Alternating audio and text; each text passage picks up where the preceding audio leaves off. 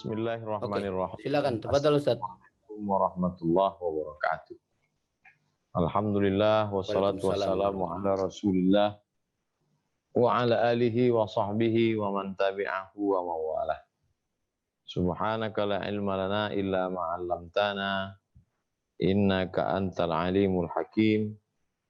Rabbi shrah li sadri wa yassir li amri wa hlul 'uqdatam min lisani yafqahu qawli.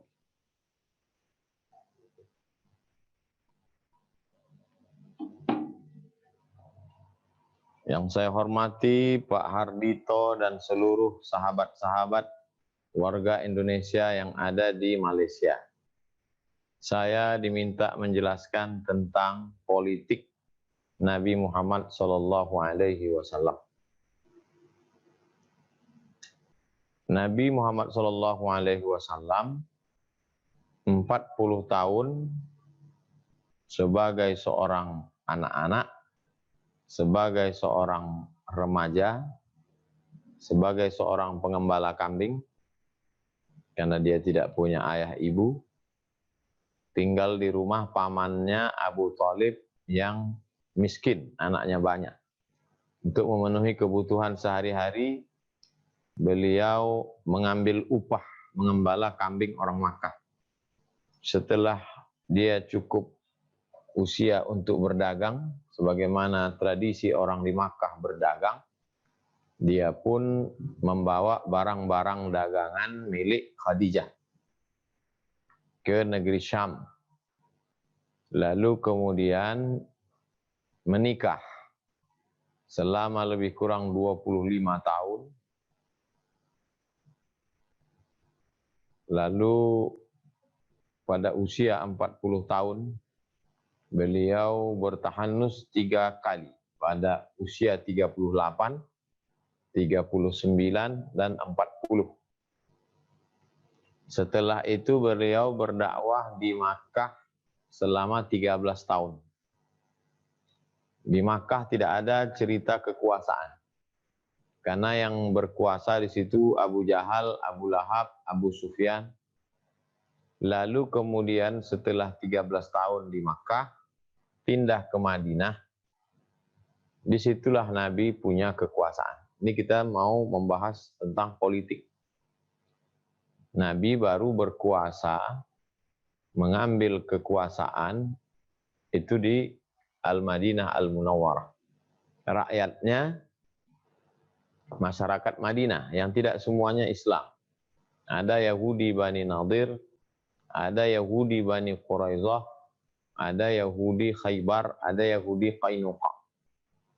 Syekh Safiyur Rahman Al-Mubarakfuri dalam kitab Ar-Rahiq Al-Maktum menuliskan bahwa Al-Mu'ahadah, perjanjian itu 12 pasal.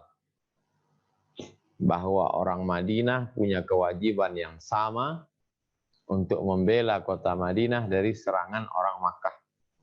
Artinya ketika itu Nabi Muhammad SAW memegang tampuk kekuasaan. Penguasanya Nabi Muhammad, wilayah kekuasaannya Madinah dan sekitarnya, lalu kemudian rakyatnya adalah orang Madinah yang Islam dan Yahudi dan yang tak Islam. Yang dihadapi adalah orang-orang kafir harbi yang menyerang dari kota Makkah Al-Mukarramah. Itulah beda Nabi Muhammad SAW dengan nabi-nabi lain. Nabi Ibrahim alaihissalam tidak punya kekuasaan. Nabi Musa alaihissalam tidak punya kekuasaan. Nabi Isa alaihissalam tidak punya kekuasaan. Nabi Ibrahim punya istri Sarah, Hajar, cukup hanya sampai begitu saja. Nabi Musa pindah membawa rakyat Israel dari Mesir menuju Palestina, menyeberang Laut Merah, meninggal di dataran Sinai, tak sampai ke Palestina. Nabi Isa alaihissalam gerakan revolusi akhlak, memperbaiki akhlakul karimah Bani Israel, kemudian dikejar-kejar oleh orang Romawi, ditangkap, Wa ma qataluhu, mereka tidak berhasil membunuhnya. Wa ma salabuhu, mereka tidak berhasil menyalibnya.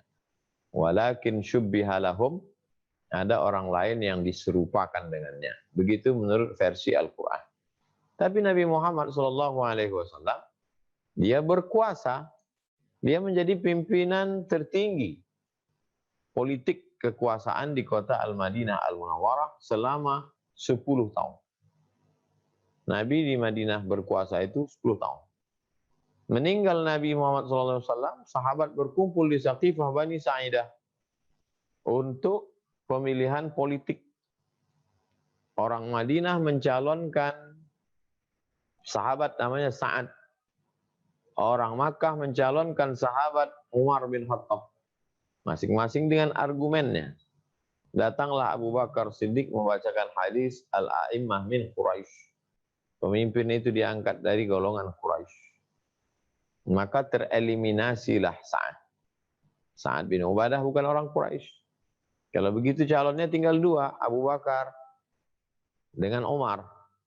Abu Bakar merasa dia lebih muda, ada yang lebih layak, berdasarkan signal ketika Nabi sakit, yang diperintahkan menjadi imam adalah Abu Bakar. Kalau begitu signal imam itu pemimpin, maka imam sholat menjadi signal terhadap pemimpin politik. Dibaiatlah Abu Bakar Siddiq. Meninggal Abu Bakar Siddiq, 2 tahun dia berkuasa, naik Umar bin Khattab. Abu Bakar sebelum meninggalkan pesan, kalau aku meninggal, Umar yang akan menjadi pengganti. Maka Umar dilantik, dibaiat, menjadi pengganti Abu Bakar. 5 tahun lamanya meninggal Umar. Ditikam oleh Abu Lu'lu'ah, orang Majusi yang sakit hati. Karena kekuasaan Iran direbut oleh Umar bin Khattab. Dia tikam Umar, meninggal Umar. Umar meninggal tidak meninggalkan pesan apa-apa. Maka berkumpullah 6 orang sahabat mencari siapa yang paling layak. Jatuh pilihan pada Utsman bin Affan. Utsman menjadi pemimpin politik. Utsman terbunuh. Lalu kemudian ketika Utsman terbunuh, sebagian sahabat mengatakan perlu diangkat pemimpin politik yang baru, yaitu Sayyidina Ali bin Abi Thalib. Sedangkan orang di Syam, di Damaskus mengatakan perlu membalas kematian Utsman dulu. Ditangkap dulu, selesaikan dulu, clearkan dulu masalah kematian Utsman, baru diangkat khalifah yang baru. Terjadi konflik. Lalu kemudian naiklah setelah Utsman Sayyidina Ali bin Abi Thalib. Lalu kemudian karena konflik itu Sayyidina Ali terbunuh. Ditikam oleh Abdurrahman ibnu Muljam, seorang Khawarij. Khawarij keluar dari Ahlus Sunnah wal Jamaah. Karena menurut mereka konflik ini terjadi gara-gara 3 orang. Ali bin Abi Thalib, Amr bin As, dan Muawiyah bin Abi Sufyan. Maka ketiga orang ini mesti dibunuh. Inilah cikal bakal gerakan radikal dalam Islam. Mereka keluar dari Ahlus Sunnah. Tapi kemudian Sayyidina Ali yang terbunuh. Maka setelah itu diangkatlah Sayyidina Hasan selama 6 bulan berkuasa. Setelah itu Sayyidina Hasan menyerahkan kepada Muawiyah.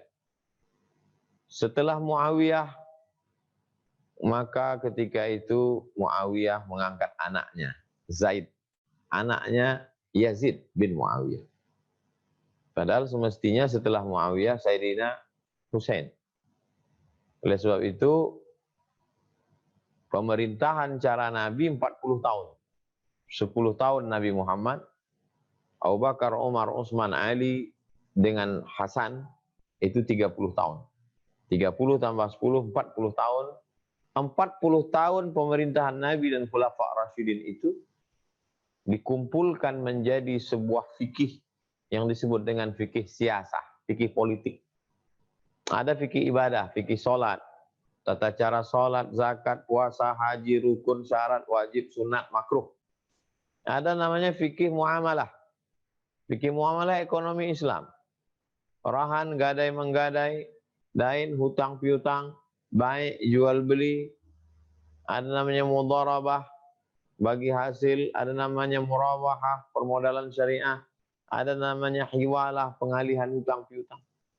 Itu disebut dalam sebuah fikih namanya fikih muamalah. Ada namanya nikah, tolak, cerai, rujuk, li'an, khulu'. Itu yang disebut dengan fikih munakahah. Ada namanya terkait dengan harta warisan, wasiat, hibah. Disebut dengan ilmu faraid. Berapa suami mendapat kalau istri meninggal, berapa istri kalau suami meninggal, berapa anak laki-laki. Tapi ada satu fikih khusus mengkaji masalah politik disebut dengan fikih siasah. Menurut ijtihad Imam Al-Mawardi dikenal dengan populer istilah Al-Ahkam As-Sultaniyah. Satu buku yang secara independen, berdiri sendiri, tidak bercampur dengan buku lain, membahas tentang politik Islam. Ibnu Taimiyah menyusun As-Siyasah Asy-Syar'iyyah. Tergabung dalam fikih itu banyak. Ada satu fikih khusus disebut dengan fikih Ad-Daulah. Atau disebut juga dengan Al-Khilafah. Atau disebut juga dengan Min Fiqh Daulah. Syekh Yusuf Al-Qardawi menyusun satu buku dicetak Darus Syuruk, Lebanon, berjudul Min Fiqh Daulah, fikih negara. Itu semua diambil dari ayat Quran dan hadis Nabi serta kehidupan Nabi 10 tahun, Abu Bakar, Umar, Utsman, Ali dan Sayyidina Al-Hasan. Lalu kemudian banyak hukum-hukum yang tidak bisa diterapkan kalau tidak ada perangkat hukumnya. Contohnya as-sariqu was-sariqatu, pencuri laki-laki dan pencuri perempuan. Waqta'u aydiyahuma, potonglah kedua tangannya. Bagaimana kita bisa memotong tangan kalau tidak ada perangkat hukumnya? Siapa pemimpinnya? Siapa yang menetapkan hukum itu? Az-zaniyatu waz-zani fajlidu kulla wahidin minhuma mi'ata jaldah. Pezina perempuan, pezina laki-laki, cambuklah dia 100 kali. Siapa yang mencambuk? Maka di situ ada pemerintahan Islam. Barulah bisa terlaksana hukum-hukum yang disebutkan dalam Al-Quran itu. Maka pada tahun 1297, 700 tahun yang lalu, Sultan yang paling tua, raja pertama di Pulau Sumatera, Samudra Pasai, namanya Malikul Saleh. Di batu nisannya tertulis meninggal 1297. Malikul Saleh sudah menerapkan pemerintahan dengan hukum Islam di Nusantara.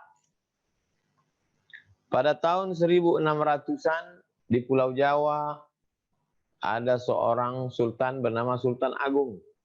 Sudah menerapkan hukum-hukum Islam di pelataran Masjid Sultan Agung.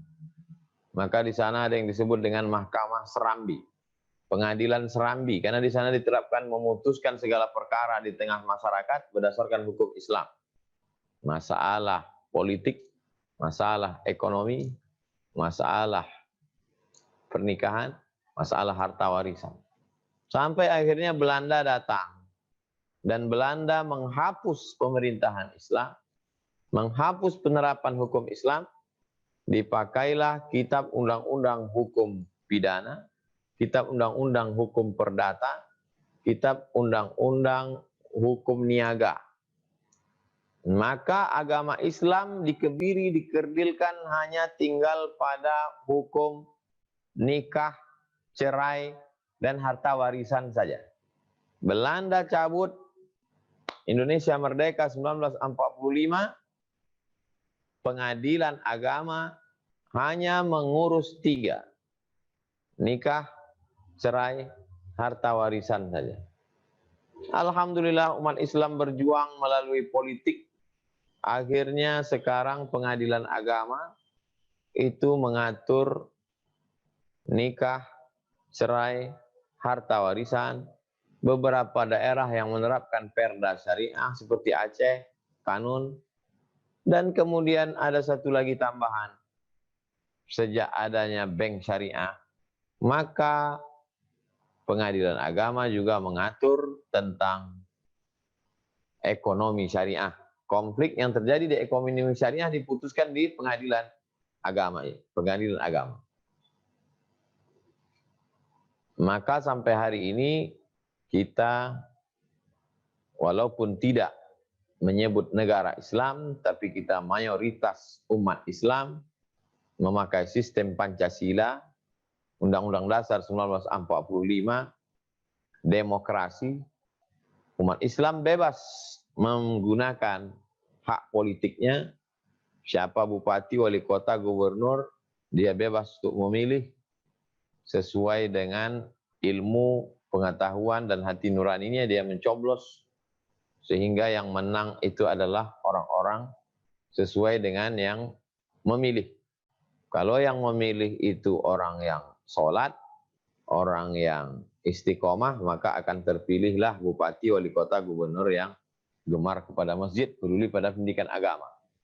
Tapi kalau orang Islam tidak mencoblos, maka orang mabuk mencoblos, orang liberal mencoblos, orang sakau mencoblos, orang pakai narkoba pun mencoblos.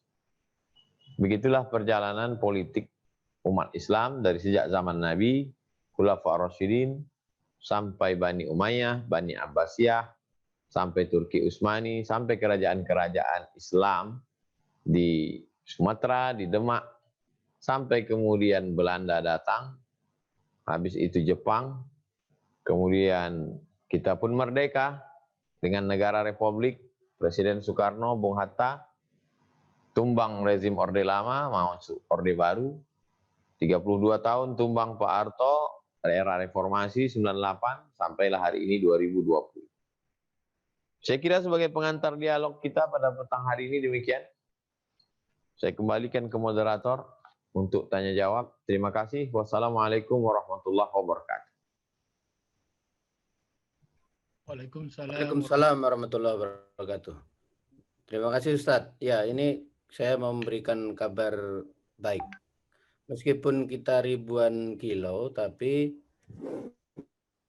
bukunya Ustadz sampai di Kuala Lumpur. Ini sudah saya beli beberapa tahun yang lalu. Hanya tidak ada tanda tangannya. Mungkin nanti kalau Ustadz ke Kuala Lumpur, saya akan minta tanda tangannya khusus.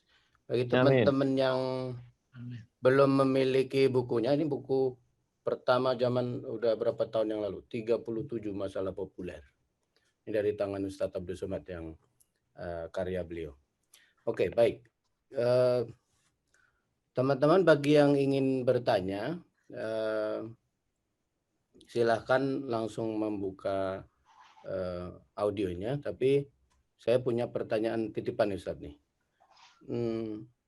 Ketika Rasulullah SAW itu wafat, cara yang dipakai untuk menentukan pemimpin ketika itu apakah juga ditanyakan satu persatu seperti model demokrasi sekarang ini, atau ada satu Dewan Syuronya, atau seperti apa ya Ustaz ya ketika menentukan pemimpin itu? Ketika Nabi Muhammad SAW meninggal, jenazah Nabi diurus oleh Sayyidina Ali, Sayyidina Abbas, Sayyidina Fadl bin Abbas, Sayyidina Abdullah bin Abbas, Sayyidina Al-Hasan, Sayyidina Al-Husain. Ini untuk membantah tuduhan Syiah bahwa Abu Bakar dan sahabat sibuk membahas politik, sementara Sayyidina Ali mengurus jenazah Nabi. Yang benar adalah bahwa jenazah itu diurus oleh ahli bait, keluarga. Kalau saya meninggal, jenazah saya yang paling bagus diurus anak saya.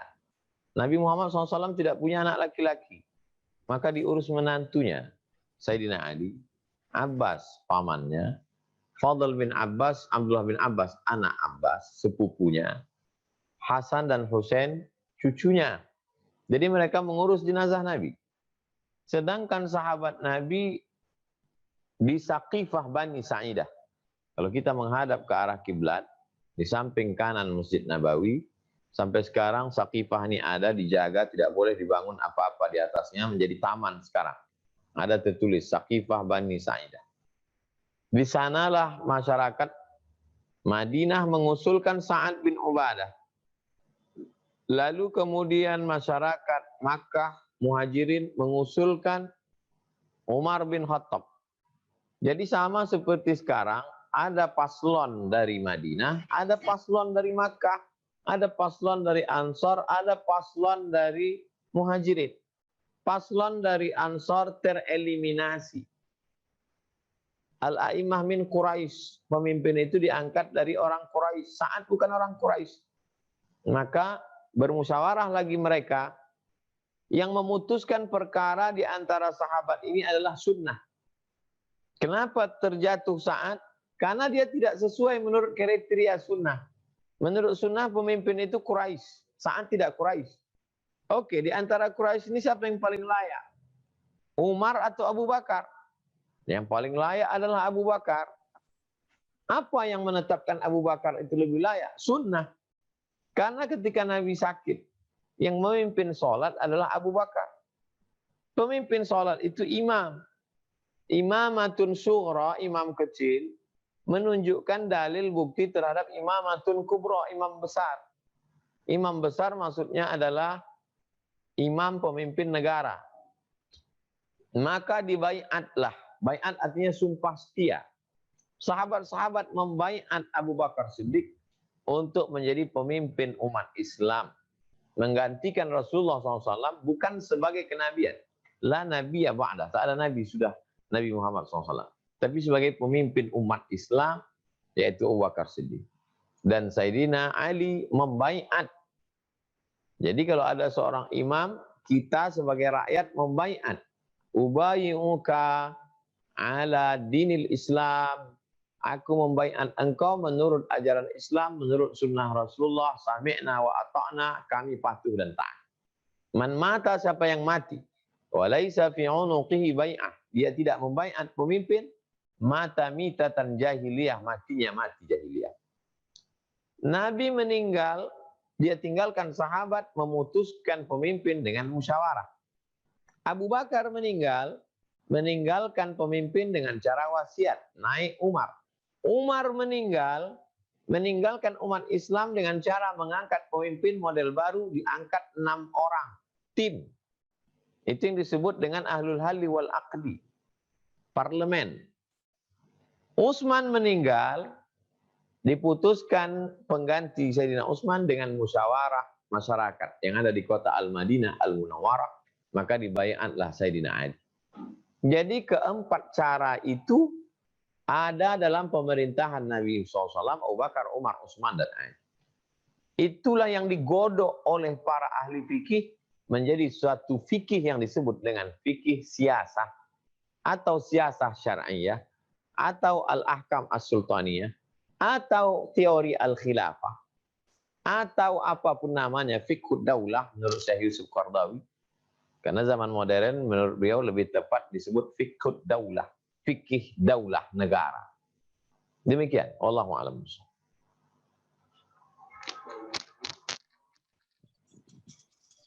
Baik Ustaz, ada pertanyaan lanjutan dari kotak chat dari Nur Fitra dengan Mas Muhammad Fatur Rahman. Saya gabung saja karena ini berhubungan dengan uang. Apakah politik uang ada sejak pemerintahan dulu Nabi Muhammad? Dan kemudian Mas Fatur juga bertanya, apa pandangan Ustadz tentang money politik yang berlaku di negara kita yang mayoritas orang Islam sendiri yang melakukannya? Kata Ustaz. Nabi SAW meninggal, sahabat itu bermusyawarah, sahabat-sahabat senior, maka diangkatlah Abu Bakar. Jadi tidak ada money politik. Apalagi gerakan mereka ini generasi salaf. Khairul qurun qarni, sebaik-baik abad adalah masa. Tsummal ladzina yalunahu, satu masa setelah itu. Tsummal ladzina yalunahu, satu masa setelah itu. 3 generasi pertama yang baik-baik, yang soleh-soleh ini disebut dengan generasi salaf. Abad 1, abad 2, abad 3. Jadi tidak terjadi money politik. Tapi hadis Nabi yang bersifat umum mengkonter akan terjadi money politik ada. La'ana Rasulullah SAW ar-rashi wal murtashi. Rasulullah SAW melaknat orang yang menyogok dan yang menerima sogok. Islam relevan untuk setiap zaman dan tempat. Jadi kalau ada orang bertanya bagaimana mungkin ada hukum money politik dalam Islam, padahal zaman Abu Bakar, Umar, Utsman, Ali tak ada money politik. Dalilnya umum. Allah melaknat orang yang menyogok dan menerima sogok. Money politik itu sogok, suap. Karena kalau tidak ada musim pilkada, dia tidak akan keluarkan duitnya. 2, ayyuma lahmin, setiap daging di badan, nabata min haramin, kalau tumbuh dari yang haram, fannaru aulabi, tempatnya api neraka. Sepiring nasi haram karena duit sogok, dimakan menjadi setetes darah, menjadi darah daging, tempatnya api neraka. Itulah hebatnya agama Islam. Untuk sesuatu hukum yang khusus, tapi dalilnya bisa ditarik dari yang umum. Ada payung hukumnya. 3, rajulun as'as, seorang laki-laki yang rambutnya kusut, akbar, berdebu, yamuddu yadaihi ilas sama, tangannya dia tengadahkan ke langit. Doanya tidak dikabulkan. Kenapa doanya tidak dikabulkan? Mat'amuhu haram, makanannya haram. Masyrabuhu haram, minumannya haram. Malbasuhu haram, pakaiannya haram. Wa ghudhiya bil haram, dia disuap, diberi makan haram.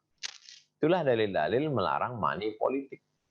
Secara logika akal, kalau orang sudah mengulur uangnya banyak untuk duduk jabatan politik, maka setelah dia duduk, dia pasti gerakan pertamanya mengembalikan modalnya yang sudah jutaan, miliaran, triliunan. Itu sudah logika akal. Andai orang tidak beragama sekalipun, kalau dia pakai logika sehat akalnya, maka insya Allah dia akan bisa membedakan mana hak, mana batil, mana betul, mana batal, mana salah, mana benar. Lalu kemudian tentang masalah money politik ini tidak hanya dilarang agama Islam, semua agama. Tidak ada yang membenarkan suatu perbuatan yang salah menurut akal sehat manusia. Jadi demikian tentang masalah money politik. Wallahu a'lam. Baik, Ustaz.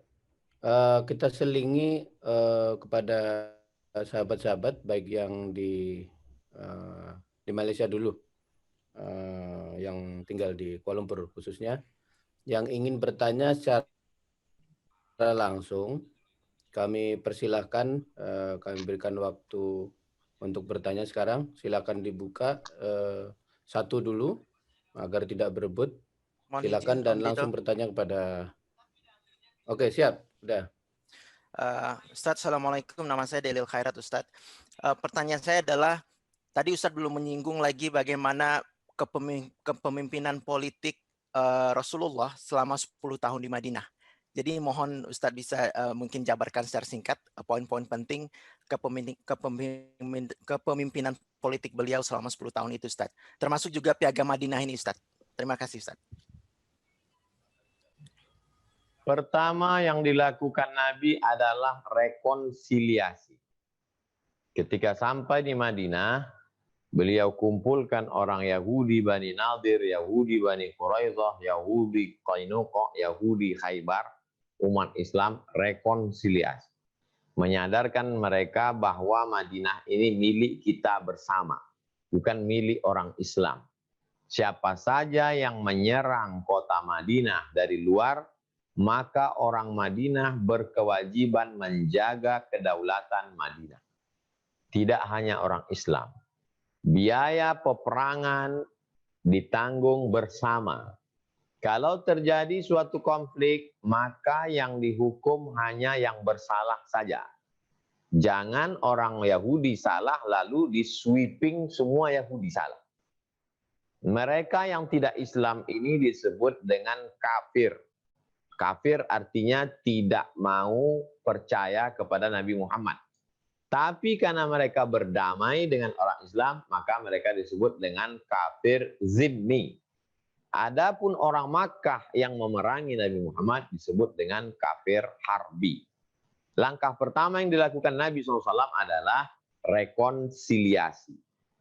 Yang kedua, membangun masjid. Itulah dia Masjid Nabawi. Peradaban Islam dibangun, Nabi tidak membangun istana. Di mana dia menerima tamu, dinding Masjid Nabawi itu ada satu tiang namanya Ustuanatul Wufud. Ustuanah artinya tiang, wufud tamu. Jadi Nabi menerima tamu tidak di istana kenabian, tapi di Masjid Nabawi. Coba baca Asbabun Nuzul surat Ali Imran. Itu adalah tamu-tamu yang datang dari Najran, Yaman. Ketika mereka mau menanyakan tentang Nabi Isa, dijawab oleh Nabi, di samping tiang Ustuanatul Wufud itu ada namanya Ustuanatul Haris. Ustuanatul Haris, tiang penjaga. Yaitu menunjukkan Nabi itu dijaga, ada pengawalnya. Yang tegak di Ustuanatul Haris itu adalah Sayyidina Ali bin Abi Thalib. Jadi Nabi membangun markas. Dalam hal ini Masjid Nabawi. Yang ketiga, Nabi menghidupkan pasar. Pasar di samping Masjid Nabawi. Karena pemerintahan Islam mesti ditopang oleh ekonomi yang kuat. Jadi kalau untuk menyembah Allah ada namanya Baitullah, rumah Allah, masjid. Tapi ada juga untuk manajemen ekonominya Baitul Mal. Rumah harta. Isi Baitul Mal itu 7. Zakat, wakaf, infak, sedekah, wasiat, hibah, ghanimah. Jadi pasar ini dimajukan. Makanya ketika Nabi Muhammad SAW masuk ke dalam pasar, orang Yahudi mengejek dia. Nabi kok jalan-jalan di pasar? Karena nabi-nabi sebelumnya itu tidak ada jalan-jalan di pasar. Nabi sebelumnya hanya duduk di som'ah, di kuil. Hanya beribadah saja. Ini Nabi yang satu ini kok masuk pasar? Yamshuna fil aswaq. Kok dia jalan-jalan di pasar? Malah dia inspeksi, memeriksa pasar. Kenapa ini dicampur makanan basah dengan makanan kering? Man ghasyana falaysa minna. Siapa yang menipu kami bukan golongan kami. 4. Nabi membangun pasukan ketentaraan yang cukup kuat. Makanya pada perang Badar menang. Lalu kemudian Madinah itu dijaga oleh tentara-tentara yang hebat. Sebelum Nabi meninggal, Nabi mengirim pasukan yang dipimpin oleh panglima perang bernama Usamah bin Zaid, umurnya 18 tahun. Usamah bin Zaid, anak Zaid bin Harithah, anak angkat Nabi. Orang yang disayang oleh Nabi SAW. Jadi pasukan perang Nabi itu memang betul-betul siap secara ketentaraan. Dan Nabi itu panglima perang. Tapi perang Nabi beretika, beradab. Jangan bayangkan Nabi itu perampok. Satajiduna rijalan fis sawami. Kalian akan menemukan pendeta-pendeta. La ta'ridu lahum. Jangan ganggu pendeta. La taqtulu sabiyan murdi'a. Jangan bunuh anak kecil yang sedang menyusui. Wala syaikhan faniya. Jangan bunuh orang tua renta. La taqiranna syajarat. La taqiranna naqlan. Jangan cabut pohon kurma. La taqta'unna syajaratan. Jangan potong pokok kayu. La tahdimu buyutan. Jangan hancurkan rumah. Etika perang baru ada setelah PBB terbentuk. Dulu orang kalau perang ratakan dengan tanah. Nabi SAW dibantu oleh staf-stafnya. Ada Zaid bin Sabit, penterjemah. Surat-surat yang masuk ke Nabi itu diterjemahkan oleh Zaid bin Sabit yang berbahasa Yahudi. Ta'allamtuhu wa hadzaqtuhu. Aku belajar bahasa Yahudi dan aku memahaminya dengan baik. Dan Nabi berkirim surat menunjukkan dia sebagai kepala negara. Surat dikirim ke Heraklius, Raja Romawi. Surat dikirim ke Mukaukis, Raja Mesir. Surat dikirim ke Shahin Shah, Raja Persia, Kisra. Surat Nabi dikirim ke pemimpin-pemimpin Jazirah Arab. Jadi itu salah satu apa yang dilakukan Nabi di Madinah saat itu persis mirip seperti yang dilakukan oleh kepala-kepala negara hari ini. Tapi dia tidak menyebut dirinya raja, tidak menyebut dirinya sultan, tapi substansi pemerintahan ada pada kehidupan Nabi selama di kota Al-Madinah selama 10 tahun. Oleh sebab itulah tokoh-tokoh orientalis orang barat yang mengkaji kehidupan Nabi, mereka melihat ada sesuatu yang berbeda dengan tokoh-tokoh agama yang ada sebelumnya, yang hanya bercerita tentang etika, moral, akhlak. Tapi ini segala aspek ketentaraan, aspek kesehatan, aspek kemanusiaan, aspek pemerintahan. Makanya dalam Islam diajarkan udkhulu fis-silmi kaffah. Masuk Islamlah kamu secara total, kaffah, segala aspek kehidupan. Demikian, wallahu a'lam. Baik Ustaz, dari Malaysia kita terbang ke Bekasi Ustaz. Dari Bapak Hadi El Betawi. Khilafah itu sistem politik yang sesuai dengan ajaran. Pertanyaan saya, kenapa sistem khilafah pada saat ini masih ada beberapa ulama yang belum mau menerima sistem tersebut, Ustaz? Ini saya tidak tahu apakah khilafahnya ini khilafah yang sedang ramai atau khilafah dalam konteks ini, saya tidak tahu maksud pertanyaan beliau ini. Sistem pemerintahan Islam itu disebut as-siyasah asy-syar'iyyah. Disebut juga al-ahkam as-sultaniyah. Disebut juga al-khilafah. Disebut juga fiqhus siyasah. Disebut juga min fiqhid daulah. 5 istilah. Semua ulama sepakat bahwa sistem ini ada, fakta, bukan fiktif, pernah diterapkan dalam kehidupan umat manusia. Ada bukti-buktinya. Dengan keberhasilan-keberhasilan. Lalu kemudian ketika Indonesia merdeka pada tahun 1945, maka berkumpullah founding father. Akhirnya mereka menyepakati negara ini berdasarkan Pancasila dan Undang-Undang Dasar 1945. Itu kesepakatan. Kesepakatan pemimpin-pemimpin negeri. Dari kalangan Nahdlatul Ulama, Muhammadiyah, tokoh-tokoh ulama, menyepakati negara kesepakatan. Menjalankan ketuhanan dengan menjalankan syariat Islam bagi pemeluknya. Lalu kemudian saudara-saudara kita dari timur ketakutan dengan istilah syariat itu. Sementara kita menghadapi Belanda dan Jepang. Tidak cukup waktu untuk membahas. Akhirnya umat Islam mundur selangkah demi persatuan. Dihilangkanlah menjalankan syariat Islam bagi pemeluknya dengan tetap mempertahankan Pancasila, ketuhanan yang Maha Esa. Jadi sebenarnya yang orang sekarang takut itu adalah labeling, label. Kalau dulu ada label ulama-ulama pada Orde Lama zaman Soekarno, dilabeli dia sebagai anti negara Republik Indonesia. Dituduh dia ikut gerakan NII Kartosuwiryo. Takut dengan label itu. Tumbang rezim Orde Lama, muncul Orde Baru, muncul labeling baru, label. Namanya Komando Jihad. Orang dilabel dengan komando jihad. Termasuk Buya Hamka kena label. Kata Buya Hamka, tidak ada itu komando jihad. Kalau ada komando jihad, akulah komandonya. Setelah itu muncul label lagi teroris. Sekarang muncul label khilafah. Siapa saja yang berani berkata vokal, maka dia akan kena label. Itulah yang ditakutkan orang. Karena kalau sudah kena label itu susah untuk bangkit.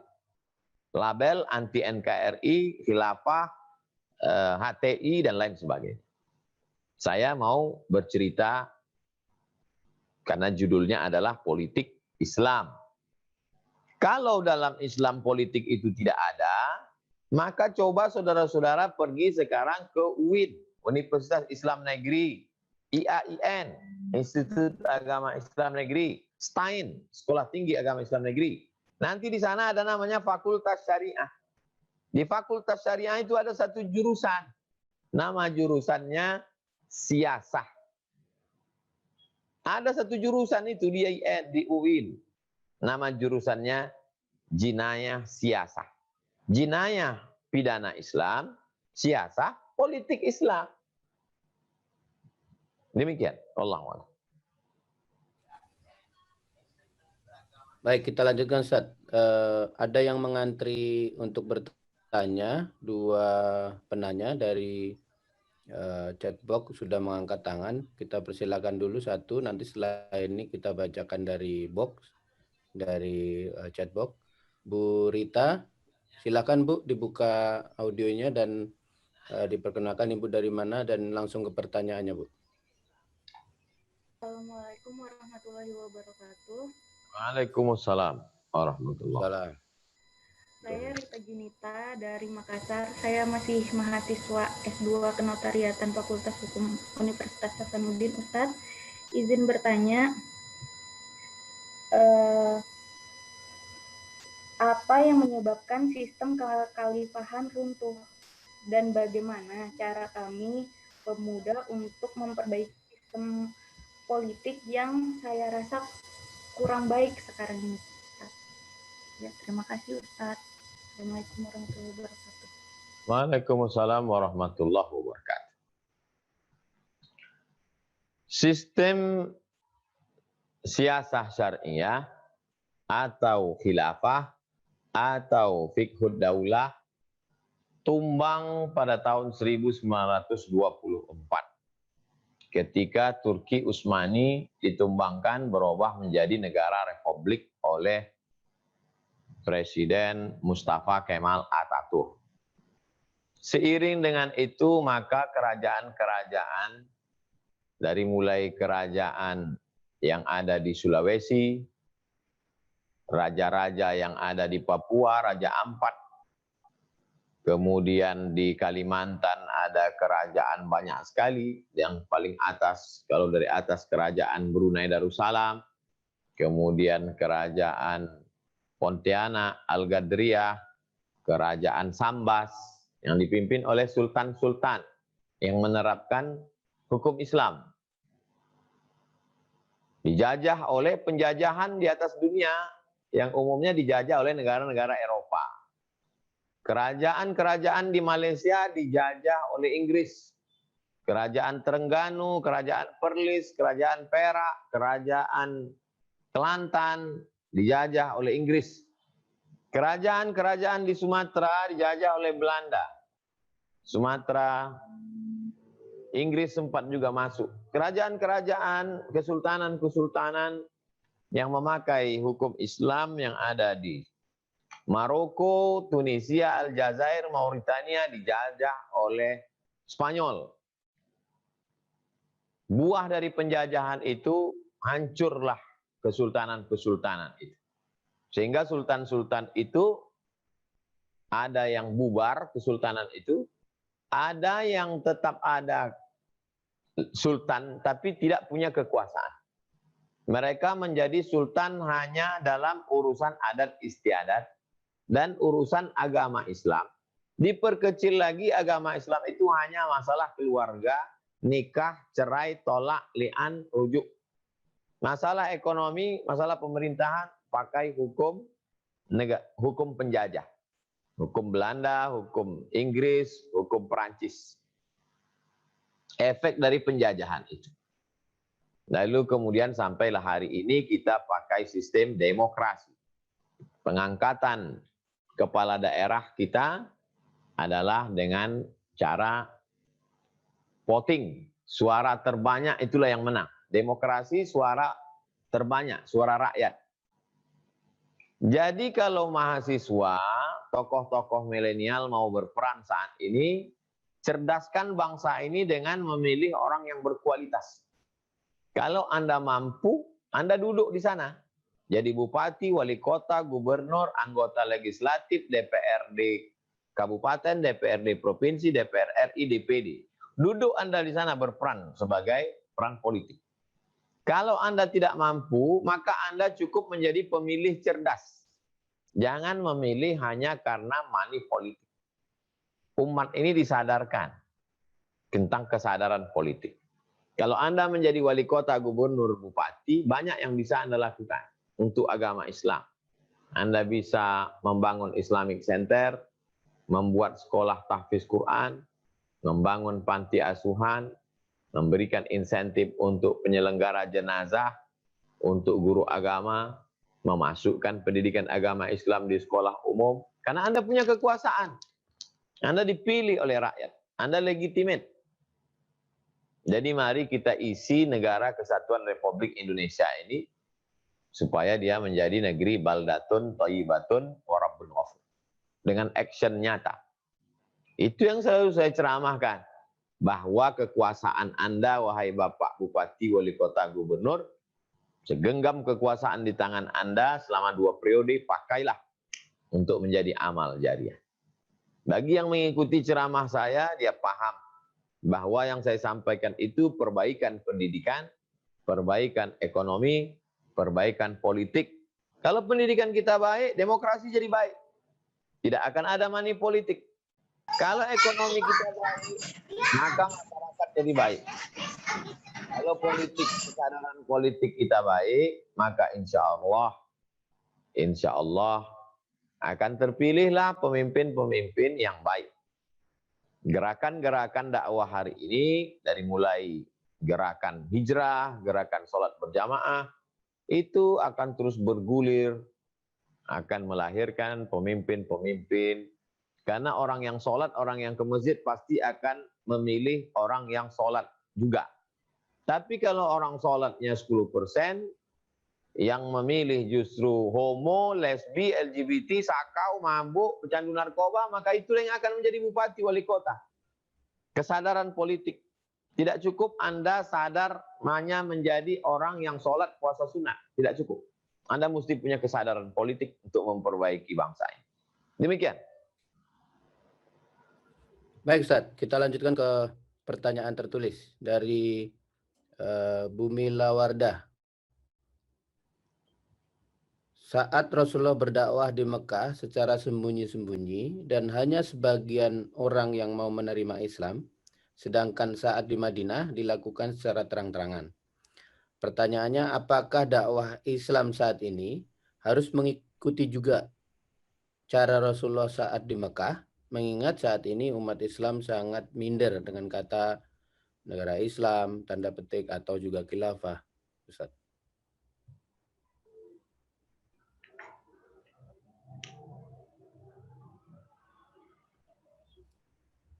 Anda yang bertanya ini apakah mau merubah konstitusi atau mau mengisi negara ini? Ini mesti didudukkan dulu. Kalau Anda mau merubah konstitusi, mau merubah Pancasila, mau menjadikan ini negara Islam, Anda akan masuk penjara subversif seperti yang dialami Buya Hamka. Buya Hamka tidak mau merubah negara Pancasila. Buya Hamka difitnah. Buya Hamka difitnah. Buya Muhammad Nasir difitnah. Mereka adalah orang yang cinta negara kesatuan Republik Indonesia. Itu didudukkan dulu. Kalau yang Anda maksud adalah mengisi kemerdekaan Indonesia, isilah dengan kemampuan. Anda seorang ekonom, Anda seorang petani, Anda sebagai seorang peternak, isilah aspek-aspek lini-lini yang kosong itu. Tidak ada kita perlu sembunyi-sembunyi seperti periode Makkah. Memangnya kita takut kepada siapa? Mana Abu Jahalnya? Mana Abu Lahabnya? Anda mampu calonkan diri menjadi anggota legislatif, populerkan diri Anda dengan program-program, Anda akan dipilih orang. Kalau gagal, berarti masih perlu kerja keras lagi menyadarkan orang. Kenapa Anda tidak duduk? Karena ternyata DPT 100.000 orang yang memilih 50%. Plus 1 yang ternyata menang yang punya duit. Berarti masih belum memahamkan masyarakat. Mungkin masyarakat paham, tapi masyarakat masih pilih orang yang banyak duitnya. Berarti kita masih belum berhasil. Pahami dengan baik. Insya Allah. Pahami dengan baik, insya Allah bisa berperan. Tapi kalau tidak paham, dari awal tidak duduk masalahnya, maka akan sulit. Demikian. Wallahu a'lam. Baik Ustaz, kita lanjutkan ke chatbox. Pertanyaan selanjutnya. Apakah ini Ustaz? Bentar ya Ustaz. Nah ini. Oh ini sudah tadi. Bagaimana peran anak muda? Tadi sudah dijawab. Nah ini Ustaz, ada dari teman Putrajaya, Bu Luki Putrajaya. Piagam Madinah dicetus untuk menghadapi masyarakat yang majemuk saat itu. Para pendahulu kita juga mencetuskan Piagam Jakarta. Dalam kondisi seperti saat ini Ustaz, di negara kita, bagaimana agar semangat Piagam Madinah itu bisa dibawa kembali semangatnya? Bahwa orang Islam dan orang Yahudi bekerja sama menjaga kota Madinah. Coba dirubah itu terapannya di Indonesia. Bahwa orang Islam dan non-Muslim bekerja sama menjaga Indonesia dari serangan orang Makkah, dari serangan orang luar. Kita jagalah kedaulatan bangsa kita. Dari mulai kedaulatan negara itu jangan sampai orang asing masuk. Kita jagalah itu. Bukan hanya serangan tentaranya saja, dari serangan segala aspeknya. Jadi yang kita lakukan hari ini adalah menjalankan Piagam Madinah. Sebagaimana Nabi dan sahabat dulu menjalankan Piagam Madinah di kota Al-Madinah, Al-Munawwarah, begitulah hari ini kita menjaga Indonesia. Kebersamaan, keamanan ini tanggung jawab kita bersama. Kita angkat pemimpin yang bisa melindungi, mengayomi kita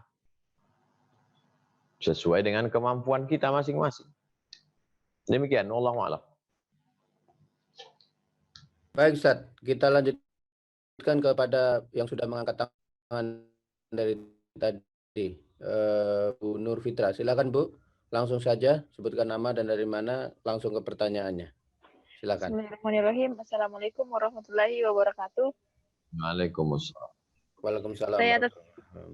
Saya atas nama Nur Fitra dari UIN Alauddin Makassar mau bertanya bagaimana kegiatan dan sistem perpolitikan pada saat zaman politik Nabi Muhammad SAW. Sekian.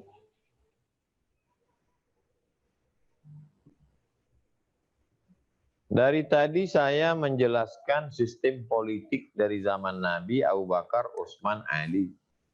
Langkah-langkah yang dilakukan Nabi. Sudah saya jelaskan semua. Baik Ustaz, kita lanjutkan lagi ke pertanyaan di box. Apakah zaman kepemimpinan Rasulullah SAW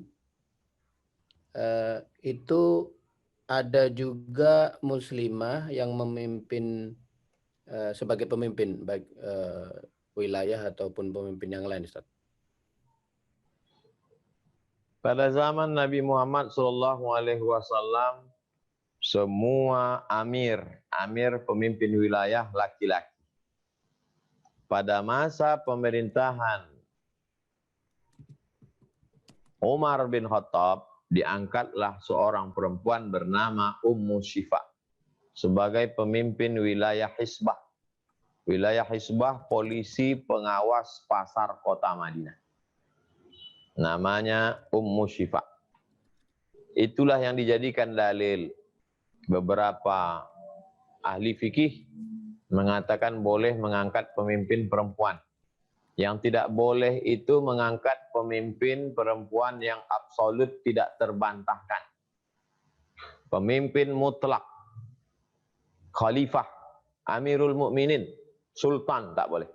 Tapi kalau mengangkat perempuan yang kekuasaannya terbatas, sebagai anggota legislatif, sebagai kepala daerah, boleh dengan catatan izin suaminya kalau dia ada suami. Dia memiliki kecakapan politik. Memang ahli dia di bidang politik. Kemudian pula dia tidak meninggalkan kewajiban. Dia tidak bersolek-solek jahiliyah. Dia tidak berdua-dua dengan yang tidak mahram. Kalau cukup syarat itu, maka perempuan boleh menjadi pemimpin politis dengan syarat dan ketentuan berlaku. Demikian. Wallahu a'lam. Baik, Ustadz, kita lanjutkan ke yang sudah mengangkat tangan karena waktunya sudah terbatas, sudah sudah di penghujung waktu. Kita berikan satu penanya yang sudah mengangkat tangannya, Pak Andi. Silakan Pak, langsung konkret saja ke pertanyaan, nama dan pertanyaan. Silakan, Pak Andi. Assalamualaikum warahmatullahi wabarakatuh. Waalaikumsalam. Nama saya Andika Pratama, asal Makassar, mahasiswa dari UIN Makassar. Saya ingin bertanya Pak, apakah kita sebagai umat Islam bisa memilih pemimpin yang beragama lain? Sedangkan yang misalnya layak dia Pak, lebih layak daripada seagama kita sendiri. Terima kasih. Kalau antum tinggal di negeri mayoritas Muslim, di Makassar, calonnya ada Muslim, ada non-Muslim. Pilih yang Muslim. Kalau calonnya sama-sama Muslim, pilih yang paling dekat ke masjid, paling peduli kepada program keislaman. Dengar baik, lihat baik. Kalau antum tinggal di negeri mayoritas non-Muslim, di NTT, di Papua, calonnya sama-sama non-Muslim, pilihlah non-Muslim yang paling baik pada orang Islam. Begitu kaedahnya. Wallahu a'lam.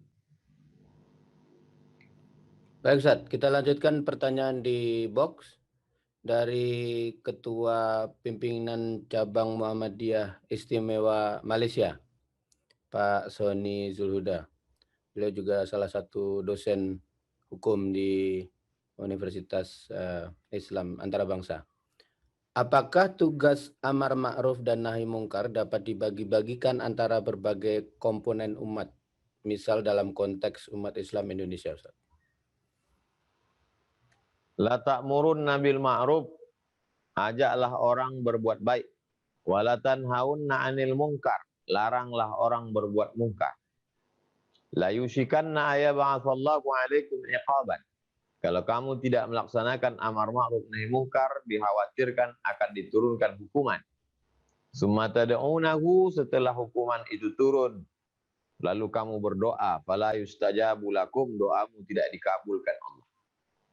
Semua komponen umat bangsa ini mesti melaksanakan amar ma'ruf nahi mungkar sesuai dengan kemampuannya masing-masing. Dari mulai orang tua, ayah dan ibu beramar ma'ruf nahi mungkar terhadap anak-anaknya, terhadap menantunya. Pak RT beramar ma'ruf nahi mungkar terhadap wilayah kekuasaan terkecil di negeri ini. Pak Kades beramar ma'ruf nahi mungkar terhadap wilayah desanya.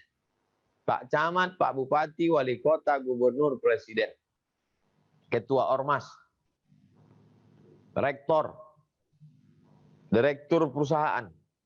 Man ra'a minkum mungkaran, siapa di antara kalian, wahai pemimpin-pemimpin, Melihat kemungkaran, falyughayyirhu biyadihi, robah dengan tangan, dengan kekuasaan. Fa illam yastati, kalau kau tak sanggup, fa bilisani, dengan lidah. Fa illam yastati fa biqalbi, kalau kau tak sanggup maka dengan hatimu. Jangan kau ikut-ikutan. Wa dzalika adhaful iman, itulah selemah-lemah iman. Makin tinggi kekuasaan, makin bisa bernahi mungkar, makin besar dosanya kalau tidak melakukan nahi mungkar. Wallahu a'lam. Terima kasih Ustaz, jazakallahu khair. Mohon maaf kepada seluruh sahabat baik dari Malaysia maupun dari Indonesia karena waktunya sudah mau di penghujung acara. Kami mohon kepada yang kita muliakan dan kita sayangi, Ustadz Abdul Somad, untuk menutup acara ini dengan doa. Dan sebelum doa kami sampaikan kepada sahabat-sahabat bahwa nanti insya Allah kita akan adakan program khusus selama 1 minggu ini. Apabila nanti terkumpul, kita akan salurkan ke tabung wakaf umat yang dipelopori oleh Ustadz Abdul Somad bersama ulama tokoh-tokoh di Pekanbaru. Untuk itu kami mohon, karena ini waktu mustajab Ustadz, saya mohon dipimpin doa khususnya kepada kita semua bangsa Indonesia dan khusus pada kami agar